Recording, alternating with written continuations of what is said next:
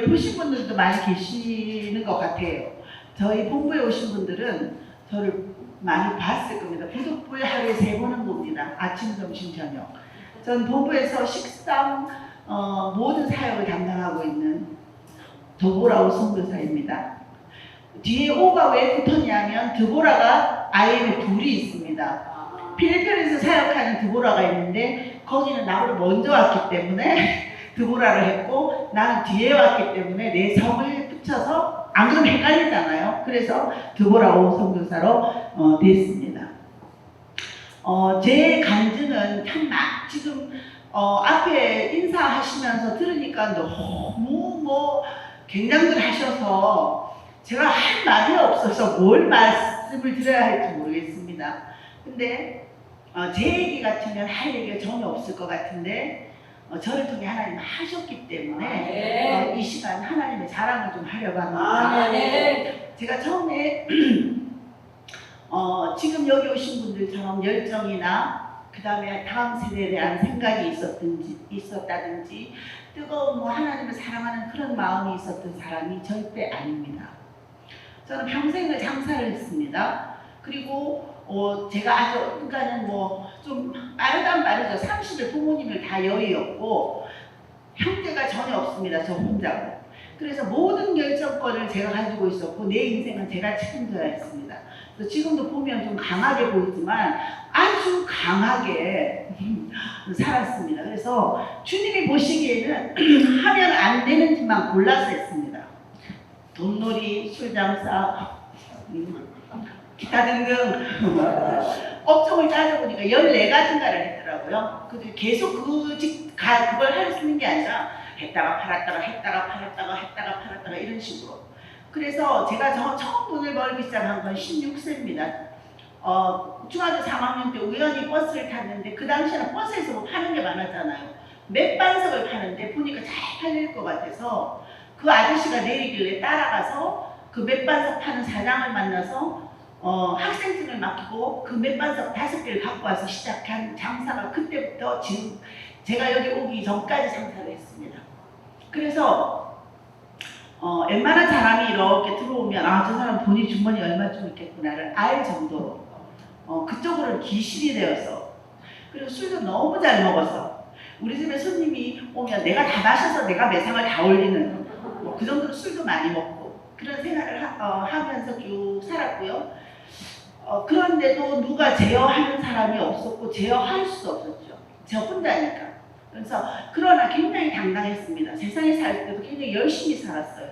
왜냐하면 담배가 수국같은데 담배를 2갑을 피려고 그러면 실새 없이 펴야 됩니다. 그것도 굉장히 성실하게 담배를 피지 않으면 그 필 수가 없는 정도의 그런 정도로 굉장히 성실했습니다. 한가지는 세상에 있을 때나 현재나. 그런데 저는 아이를 못 갖는다고 판정을 받았어요. 자궁에 하나, 나팔관을 하나 자르면서 임신하는데 10% 미만이다라고 했는데 저희 신랑이 하는 것마다 안 되고 저는 하는 것마다 잘 되고 그래서 마지막으로 중국에 가서 사업을 하고 싶다고 골프장을 하겠다고 해서 우리 집에 있는 걸 모두를 다 정리를 해서 돈을 줬는데 1년이 지나도 돈이 안 들어오고 이 인간은 맨날 중국에만 가 있고 그래서 남아있는 아파트 하나 하고 제가 편의점을 하고 있었는데 그걸 정리를 하고 들어갔어요. 가서 돈을 받아내려고. 그렇게 들어가는 게 고만 14년이라는 세월을 중국에서 살게 되었고 생각지도 않았는 아이를 얻게 되었습니다. 그래서 아들을 주님의 영광이 되라고 주현이라는 이름으로 아들을 하나 40이 넘은 나이에 받았습니다. 지금 여기 계신 분들이 제가 볼 때는 땡면이 굉장히 많아 보이지만 사실 제가 나이를 많이 먹지 않았어요. 아까 조 목사님은 18살인데 전 19살밖에 안 먹었어요. 그랬는데 여기 지금 계시는 분들은 저보다 전부 연배시고 신앙도 정말 오래되셨고 많은 경험을 하셔서 감히 제가 무엇을 권하거나 말을 할 수는 없습니다. 그러나 각자의 은혜가 하나님이 만족하시듯이 저에게도 정말 하나님의 은혜가 얼마나 크게 임했는지를 한번 자랑하고 싶어서 나왔습니다.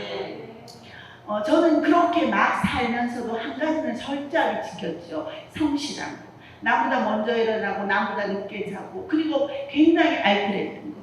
그러면서도 나는 남한테 꿀리지 않아야 되겠다는 그 자존심이 아닌 자존심이 강해서 세상을 막 달리고 있었을 때 하나님 불의 길을 걸었던 건 그 중국 땅이었어요. 저는 모태신앙입니다. 근데 모태신앙은 아시다시피 모태요 신앙이에요. 그냥 뭐가지 끌려가듯이 교회 가서 앉아있다가 그냥 눈치 보고 뛰어나오고 그런 세월을 쭉 살았는데 그나마 어머니가 계시지 않으니까 교회 생활을 터부시 했습니다. 그랬는데 그래도 양심이라는 게 있거든요.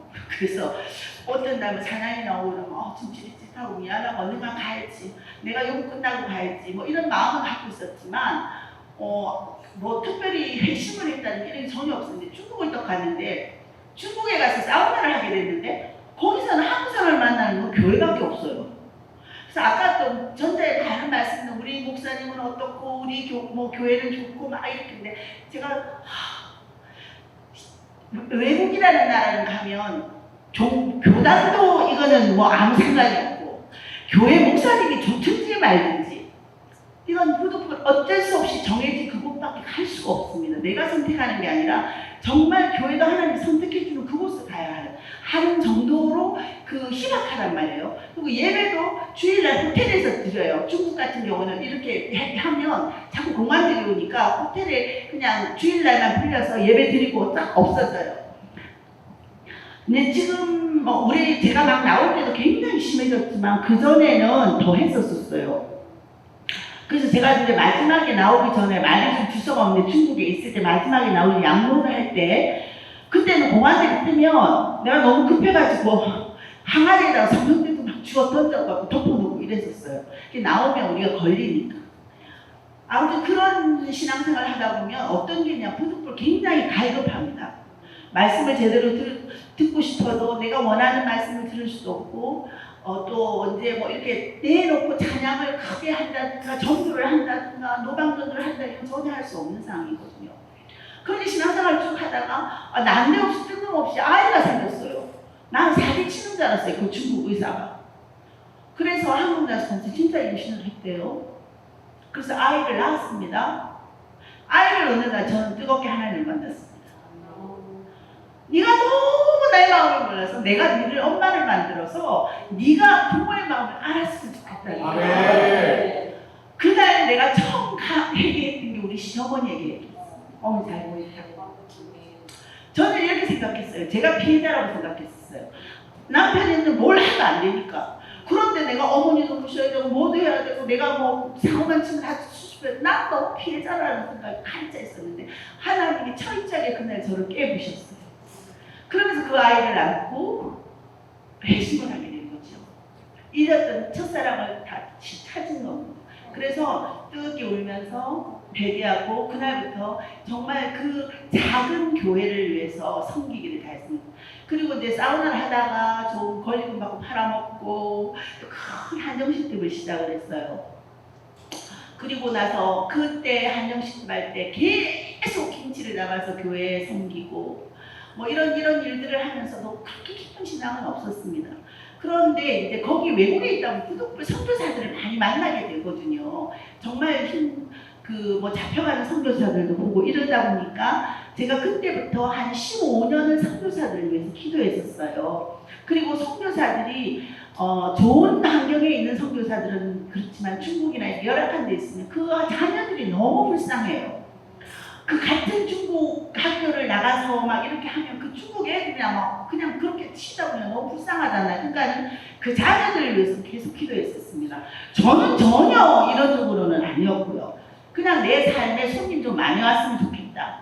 그 다음에 하나님이 나를 너무 사랑하시니까 고마운 마음에 뭐 교회 좀 섬겨야 되겠다. 내 믿음과 내 의로 계속 그렇게 나아갔습니다.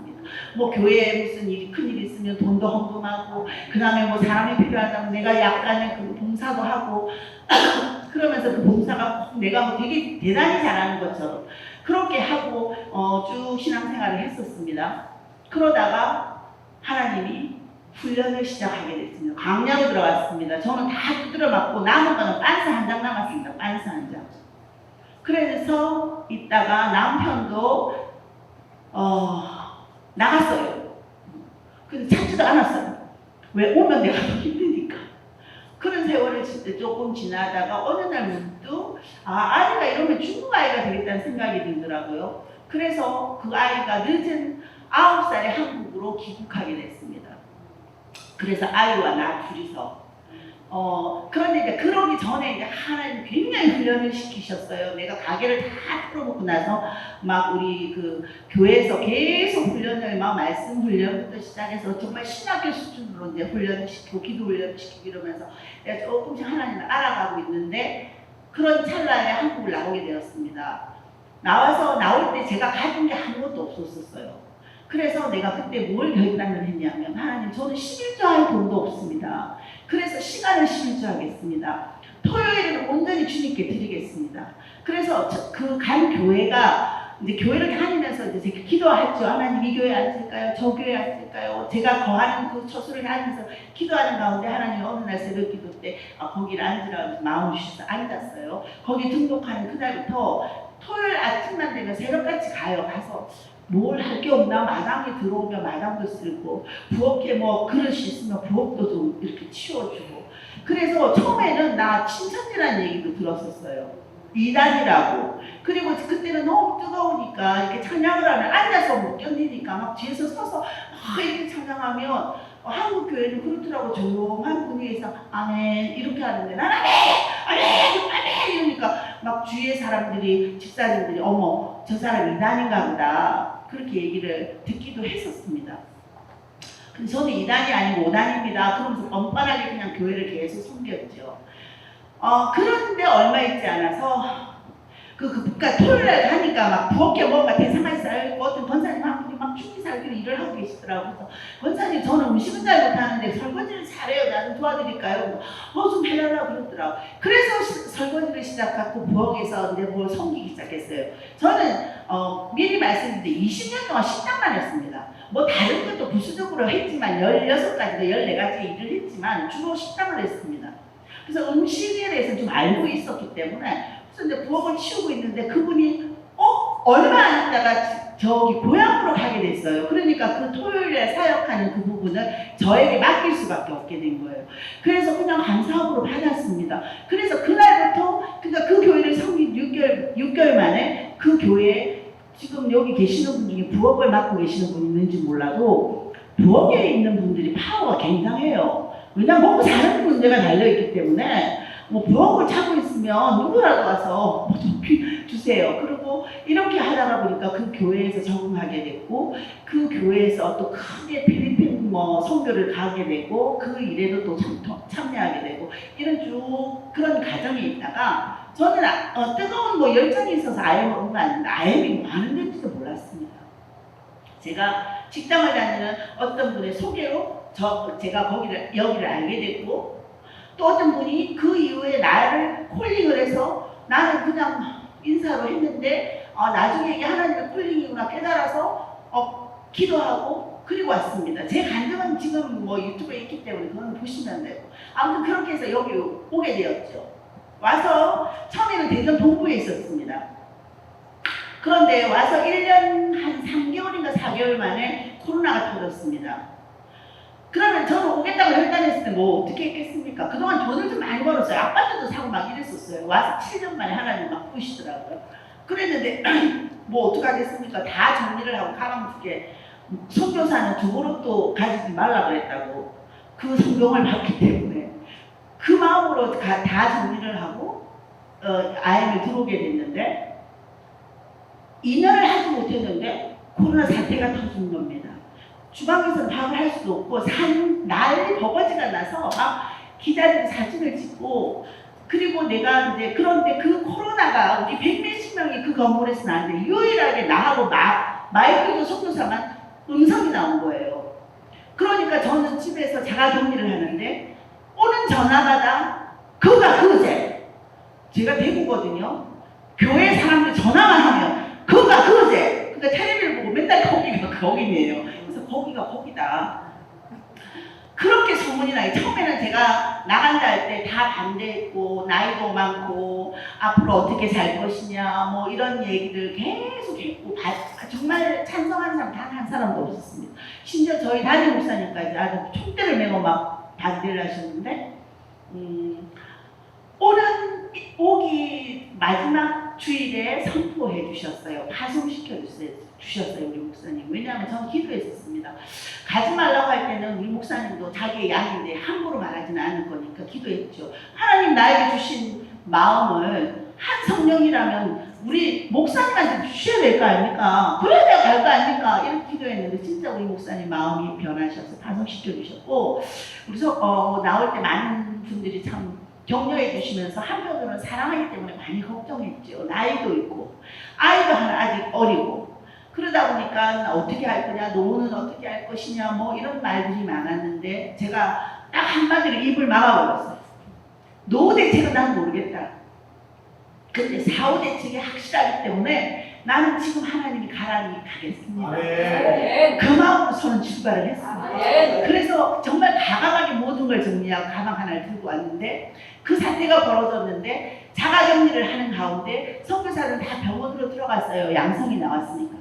저만 뚝 떨어져서 이제 자가격리를 하는데 그러니까 2주 동안 계속 기도했어요. 하나님, 제가 여기를 내 의도와 상관없이 하나님 불러서 보내서 왔습니다.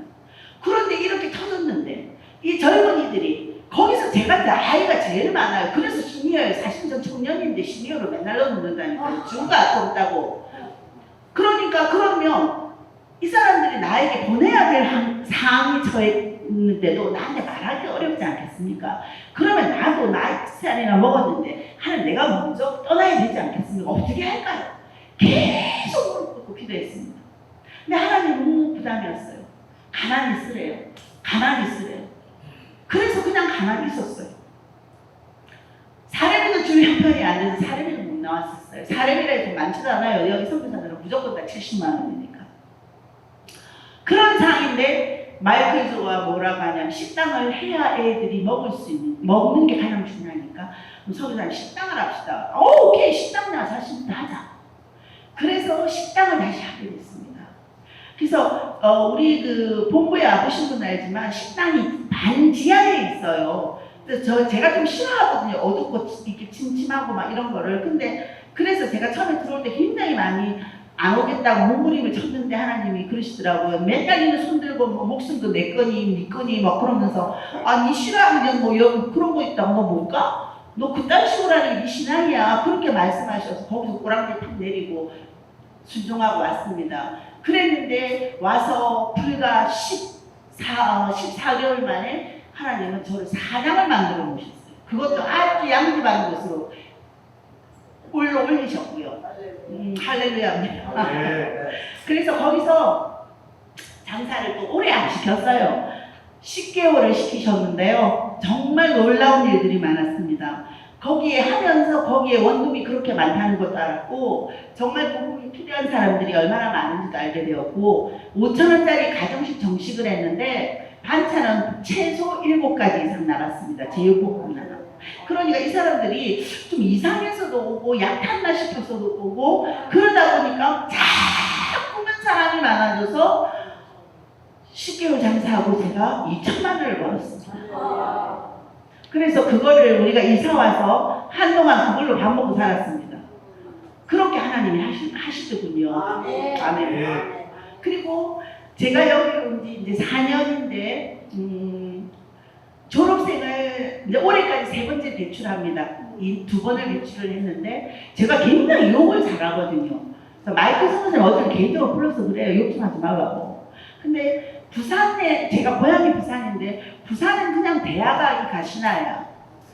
뭐 뭉디 같은 년 이건 욕이 아니에요. 그냥 평상시 그냥 언어지. 그래서 내가 애들이 어떤 애는 개인적으로 와서 물어봐요. 어떻게 선교사가 욕을 해요? 그래서 내가 그래서 너 방언을 잘 모르구나. 이거 방언이야. 욕이 아니야 이 사람아. 내가 뭐 이러면서 얘기를 하는데 아무튼 그런 시간들을 지나왔는데 제가 지금 그 아이들이 졸업을 하고 전화를 합니다.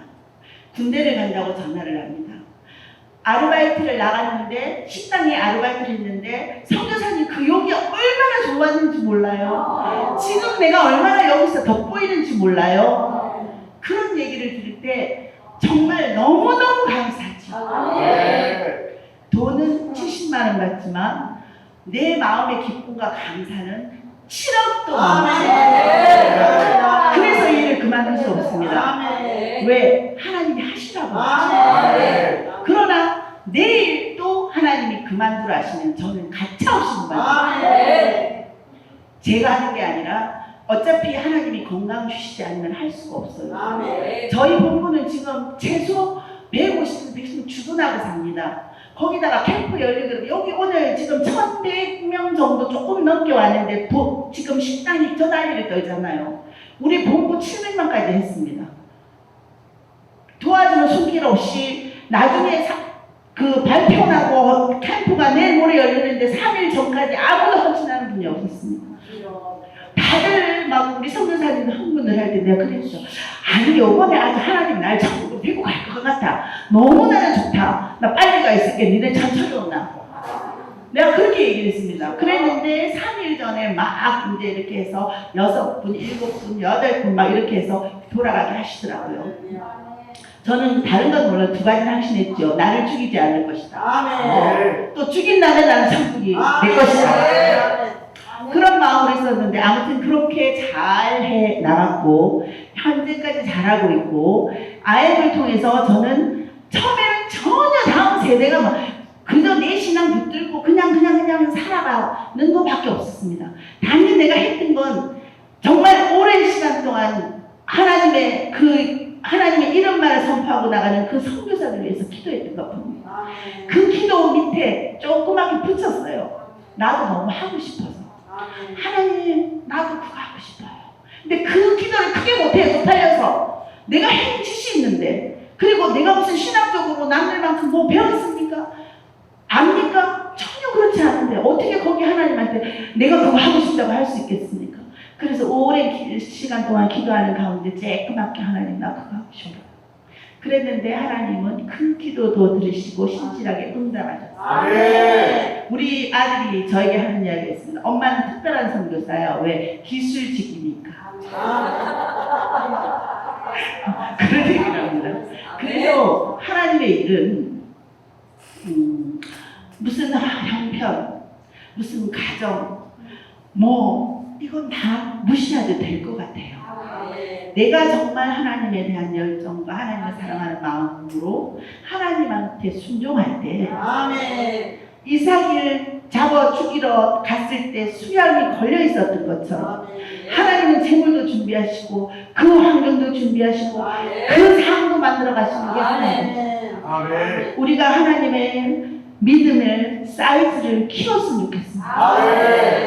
작은 나의 한 삶을 하나님이 축복하시는 걸 벗어나서 나로 통해 축복의 통로가 되기를 원하시는 거예요. 우리는 어차피 가야 될 건 정해져 있지 않습니까?